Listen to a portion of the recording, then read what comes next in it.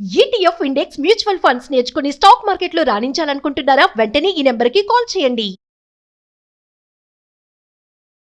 నమస్తే. India's largest digital media network Suman టీవీకి స్వాగతం. నమస్తే రమగారు. నమస్తే జయ.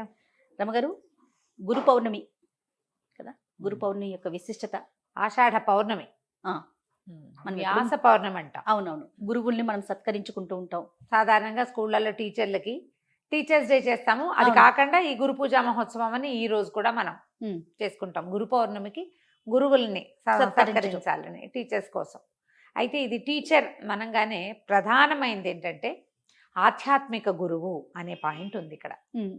ఈ రోజున వ్యాస పౌర్ణమి, వ్యాస భగవానుడు పుట్టినరోజని, తర్వాత వ్యాస భగవానుడు వేదాలని 4 చతుర్భాగాలుగా వేర్వేరు ముక్కలుగా చేసింది, విభజించాడని ఈ రోజున. అందుకని ఈ పౌర్ణమిని వ్యాస పౌర్ణిమ అంటారని కూడా ఒక విషయం చెప్తారు. నానుడు ఉంది, బర్త్డే, వారి జన్మదినం ఈ రోజున జరిగిన జన్మ అని. అయితే వ్యాసుడు ప్రపంచానికే ఆధ్యాత్మిక గురువు. మనకెవరికి వాళ్ళకి ఆధ్యాత్మిక గురువులు ఉంటారు కదా. పైగా అసలు హిందూ విధానంలో ఏంటంటే, హిందుత్వంలోనే భగవంతుడికి భక్తుడికి అనుసంధానం చేసేవాడే గురువు. భగవన్మార్గ ప్రబోధకుడు గురువు. మన బుద్ధి రకరకాలుగా పోతుంటుంది. ఈ స్కాటర్డ్గా పోయే బుద్ధిని రుజుమార్గ ప్రవేశం చేయించేవాడు గురువు. చీకట్లోంచి వెలుగులోకి తీసుకెళ్తాడు. అది అజ్ఞానాంధకారం కావచ్చు, మూర్ఖత కావచ్చు, లేకపోతే మనకి అహంకారము, అస్మితాదులు కొన్నిట్లలో మాయలో పడి కొట్టుకుపోతుంటాం. మనకి ఒక మంచి మార్గదర్శనం చేసేవాడు గురువు. అట్లా ప్రపంచానికి మార్గదర్శనం చేశాడు వ్యాస భగవానుడు. వేదాలు ఒక ముద్దగా ఉండేవి. వాటిని 4 భాగాలుగా విభజించి, ఈ భాగంలో ఇది ఉంది, ఈ భాగాన్ని ఇలా చదవాలి, ఈ సందర్భంలో దీన్ని వాడాలి అని ప్రబోధించాడు. తర్వాత అక్కడి నుంచి పంచమ వేదమైన మహాభారతాన్ని ఆయనే రచించాడు. 18 పురాణాలని రచించి, ఏ భక్తుడు ఏ పురాణం కావాలంటే ఆ పురాణం చదువుకునేటట్టుగా, ఎవరికి ఏది కావాలంటే అది ఆ దారిన వాడు నడిచేలాగా ప్రబోధం చేశాడు. దీంతో పాటు భాగవతాన్ని రచించాడు. ఇవంతా ఎట్లా వచ్చినాయి మనకి? అక్కడి నుంచి మహాభారతానికి అంతర్గతంగానే శ్రీమద్ భగవద్గీత ఉంది. అది కూడా వ్యాస భగవానుడి వల్లే ఆ పుస్తకాంతర్గతంగా, ఆ గ్రంథస్థంగా అయ్యి మనకి బయటకు వచ్చింది. ఇప్పుడు ప్రపంచానికి మార్గదర్శి ఎవరు? వ్యాసుడే కాదు, ఆయనే గురువు.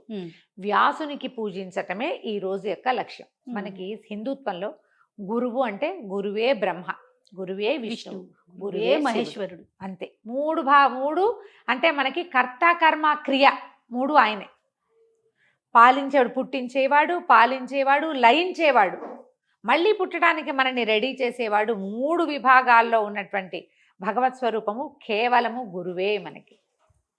ఆయనని సంవత్సరానికి ఒక్కరోజైనా ఆలోచించి ఆయన గురించి ప్రార్థించి నమస్కారం చేసుకునేందుకు ఇదొక సందర్భంగా మనం చేసుకుంటాం. అయితే దీన్ని ప్రత్యేకంగా ఏదో పూజా విధానం చేయాలి అట్లా ఏం పెట్టుకోకర్లా. గురు ప్రార్థన చేసుకుని నమస్కారం చేసుకోవచ్చు.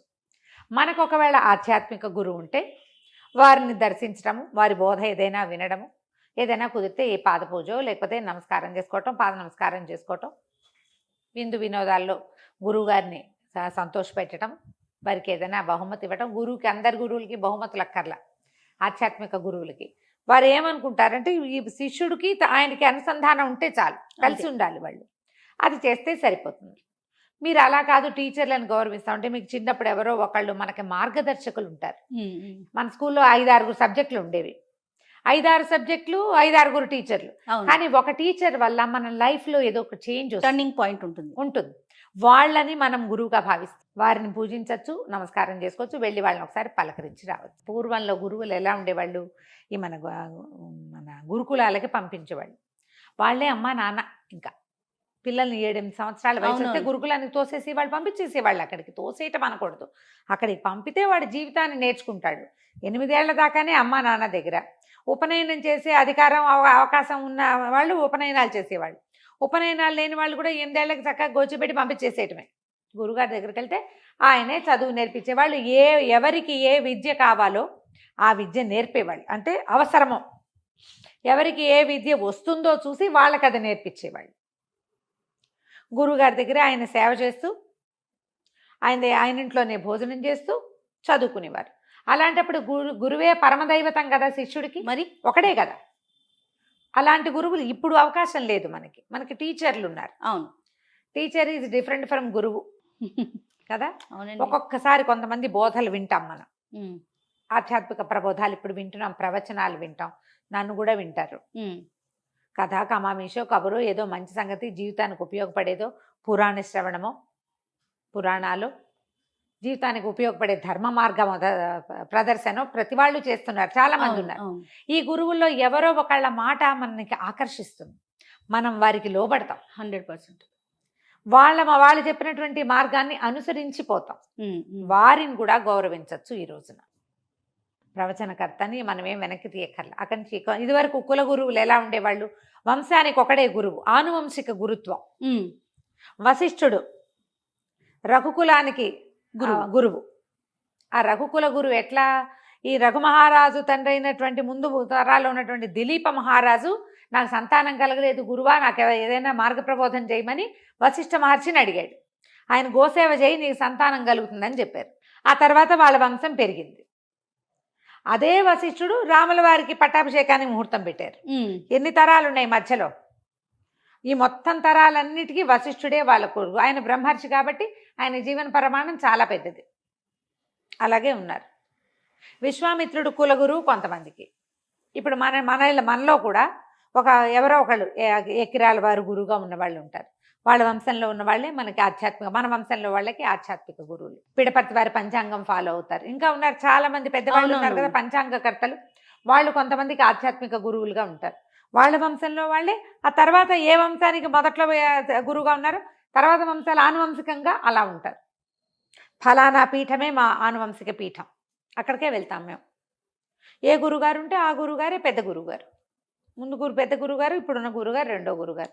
వారు శివైక్యం చెందిన, విష్ణు సాయుధ్యం పొందిన ఈ తర్వాత ఉన్న గురుగారే మన ఆధ్యాత్మిక గురువు. ఇలా పీఠాలు మఠాలు ఇవన్నీ ఉన్నాయి కదా. మనం ఎక్కడికి వెళ్తాము అక్కడ మనం ఇవాళ పూజ చేసుకోవచ్చు, వారికి నమస్కారం చేసుకోవచ్చు. కలిస్తే కలియండి మీకు అవకాశం ఉంటే, లేకపోతే వారిని తలుచుకుని ఒక నమస్కారం చేసుకోండి. గురు పూజ రోజున పెద్దల్ని నిందించద్దు, పిన్నలని తుస్కరించకూడదు కదా. మనకి ఏ ఆధ్యాత్మిక గురువు లేడు, మన తండ్రే మన గురువు. తండ్రి నిజమైన గురువు. ఎందుకంటే ఇప్పుడు తల్లులు మనకు తొలి గురువులు కదా, తల్లులు తొలి గురువులు. మంత్రోపదేశం చేసే అవకాశం ఉన్నవారు తండ్రి, తల్లి కాదు. అవును, తల్లికి అవకాశం ఉండదు. ఆ తండ్రికి నమస్కారం చేసుకోండి. అమ్మా నాన్న ఉంటే ఇద్దరు అమ్మా నాన్న ఇద్దరు ఉన్న వాళ్ళు అదృష్టవంతులమ్మా.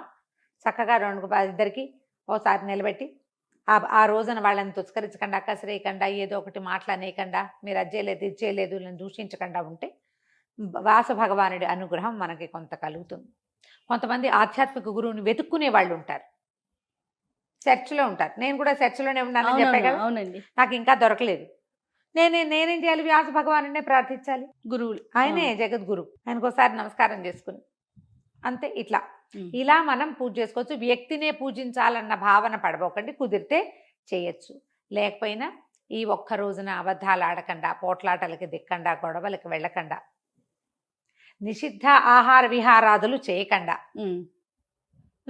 పౌర్ణమి రోజు కాబట్టి ఈ రోజున మనం ఇలా గురు పూజా మహోత్సవాన్ని జరుపుకోవచ్చు, గురు పౌర్ణమి పర్వదినాన్ని. దీంతో పాటుగా పౌర్ణమి ఎప్పుడు కూడా అమ్మవారి పూజా విధానానికి అర్హమైన రోజు. ఇది అద్భుతమైన రోజు కాబట్టి ఈ రోజున సాయంకాలం వేళ మనం అమ్మవారిని పూజించుకోవచ్చు.